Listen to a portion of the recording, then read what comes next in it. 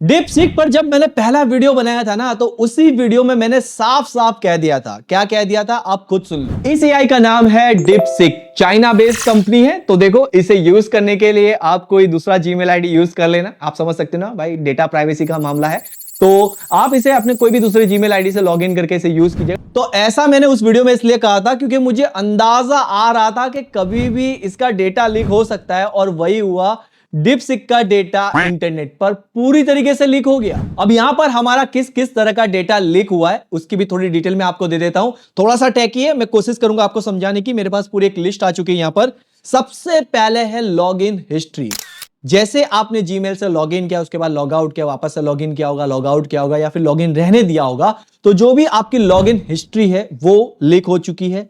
दूसरे नंबर पर है यूजर्स की चैट हिस्ट्री, यानी कि आपने डीपसीक के साथ जितनी भी बातें की, जो भी चैट की, वो सारी चैट हिस्ट्री जो है वो लीक हो चुकी है। तीसरे नंबर पर है डीपसीक के एपीआई कीज, यानी कि डीपसीक की जो एपीआई की है वो भी ओपन में लीक हो चुकी है, वो भी इंटरनेट पर ओपन हो चुकी है। इसके बाद है कंपनी के बैकएंड सिस्टम के लॉग्स, यानी कि जो डीपसीक का पूरा ये जो वेबसाइट का बैकएंड है, जो जो भी वेब डेवलपर होंगे उन्हें अच्छे से पता होगा बैकएंड किसे कहते हैं। तो बैकएंड में जितनी भी लॉग्स होते हैं, जितनी भी लॉग्स फाइल होती है, वो भी सारी लीक हो चुकी है। इसके बाद है सर्वर की इंटरनल डिटेल्स, यानी कि ये जो डीपसीक जिस सर्वर के साथ है उसकी जो इंटरनल डिटेल्स है, मतलब कैसे लॉगिन हुआ है, कैसा सर्वर है, क्या आईपी है वगैरह, जो भी इसकी इंटरनल डिटेल्स होती है वो सारी ओपन में लीक हो चुकी है। और यहां तक कि एआई के अंदर कैसे डेटा प्रोसेस किया जाता है उसकी भी जानकारी लीक हो चुकी है। यानी कि जो आप समझ सकते हो ना, डीपसीक काम कैसे करता है, एआई डेटा को प्रोसेस कैसे करता है, उसका जो तरीका है, वो जो एल्गोरिदम उन्होंने बना के रखा हुआ है, उसका पूरा डेटा लीक हो चुका।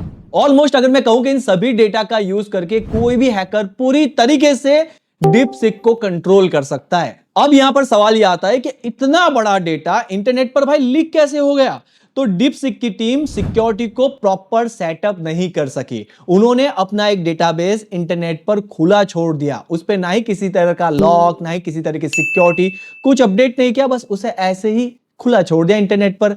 अब ये कौन सा डेटा था, तो देखिए इसका नाम था क्लिक हाउस। ये जो डेटाबेस था ये क्लिक हाउस नाम के एक सर्वर टेक्नोलॉजी पर था, और इसमें ना ही किसी तरह का पासवर्ड, ना ही किसी तरह की सिक्योरिटी, कुछ नहीं लगा था। ये बिल्कुल खुला था आम लोगों के लिए, सभी लोगों के लिए।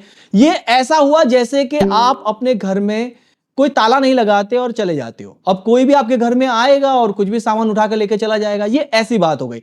तो यहां पर ये जो क्लिक हाउस सर्वर था ये पूरी तरीके से खुला पड़ा था, और सारा डेटा जो भी डीपसीक का था वो इसी सर्वर के साथ ही कनेक्टेड था। अब यहां पर कुछ लोग ये भी कह सकते हैं कि भाई ये न्यूज फेक है, झूठी है, ऐसा कुछ भी नहीं हुआ है। तो मैं आपको इसका प्रूफ दे देता हूं। सबसे पहले डीपसीक का डेटा लीक हुआ, इसकी जानकारी दी है विज कंपनी ने। विज एक क्लाउड सिक्योरिटी कंपनी है जो कई सारे बिजनेस और कंपनियों को क्लाउड सिक्योरिटी प्रोवाइड करती है, उनके डेटा को सिक्योर रखने का काम करती है। ये जो कंपनी है ये ऑटोमेटिकली डेटा को स्कैन करती है और ये पता लगाती है कि कहीं कोई डेटा लीक तो नहीं हुआ, या फिर कोई डेटा हैक तो नहीं हो रहा है, और उसकी जानकारी कंपनी को देती है और डेटा को सिक्योर भी रखती है। दोनों ये काम करती है। और तो और माइक्रोसॉफ्ट, गूगल जैसी कई सारी बड़ी कंपनियां अपनी क्लाउड सिक्योरिटी के लिए विज कंपनी का ही यूज करती है, और ये विज कंपनी कोई छोटी मोटी नहीं भाई, बहुत बड़ी कंपनी है।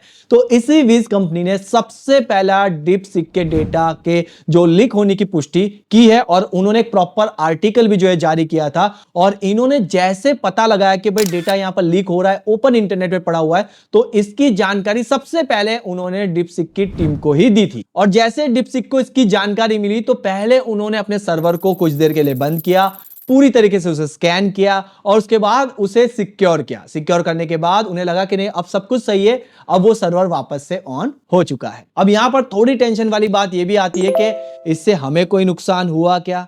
तो हो सकता है हमें नुकसान, देखो डेटा जो इंटरनेट पे खुला पड़ा था, अब किसी हैकर ने कॉपी कर लिया या फिर डेटा चुरा लिया, जो भी कुछ, अब उसका वो कुछ गलत इस्तेमाल करता है, कैसे इस्तेमाल करता है वो तो हैकर पे डिपेंड करता है। या फिर किसी को पता ही नहीं चला, हैकर को भी पता नहीं चला कि भाई ऐसा कुछ डेटा इंटरनेट पे पड़ा हुआ है, ये कंपनी को पहले पता चल गया और कंपनी ने बता दिया कंपनी को, और वो डीपसीक कंपनी ने इसे बंद कर दिया या फिर लॉक कर दिया।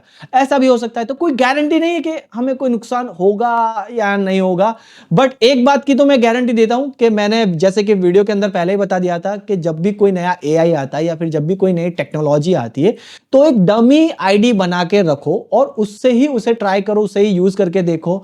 और वैसे भी देखो, अगर आप 5-10 साल से इंटरनेट यूज कर रहे हैं तो आपका डेटा कहीं ना कहीं तो लीक हो ही चुका होगा। अगर आप यह पता लगाना चाहते हैं कि आपका डेटा कहीं डार्क वेब पे तो लीक नहीं हुआ है, अगर उसके बारे में जानना चाहते हैं तो बस आप कमेंट बॉक्स में कमेंट करके बता देना। इस वीडियो पे 500 से 1000 लाइक आ जाएंगे तो मैं उस पर भी एक वीडियो बना दूंगा और बता दूंगा कि आप कैसे पता लगा सकते हैं कि आपका जो डेटा है वो डार्क वेब पे लीक हो चुका है। मैं डिटेल में आपको इसके ऊपर वीडियो बना दूंगा। तो देखिए, वीडियो कैसा लगा बता दीजिएगा, कमेंट बॉक्स खुला है, जो भी आपकी दिल की बातें हैं बता दीजिएगा। आपको क्या लग रहा है, अब इस DeepSeek को आगे यूज करना चाहिए, नहीं यूज करना चाहिए, जो भी कुछ है आप अपने दिल की भड़ास निकाल सकते हैं कमेंट बॉक्स में। वीडियो को लाइक भी कीजिएगा और वीडियो को शेयर कीजिएगा अपने उन सभी दोस्तों को जो थोड़े बहुत टैकी है, क्योंकि उनको ये समझ में आएगा। तो वीडियो को उन्हें शेयर कीजिएगा और ऐसे ही वीडियो अगर आप आगे भी देखना चाहते हैं, सिंपल है, चैनल को सब्सक्राइब कीजिएगा। तब तक अपना ध्यान रखिएगा दोस्तों, टेक केयर, बाय।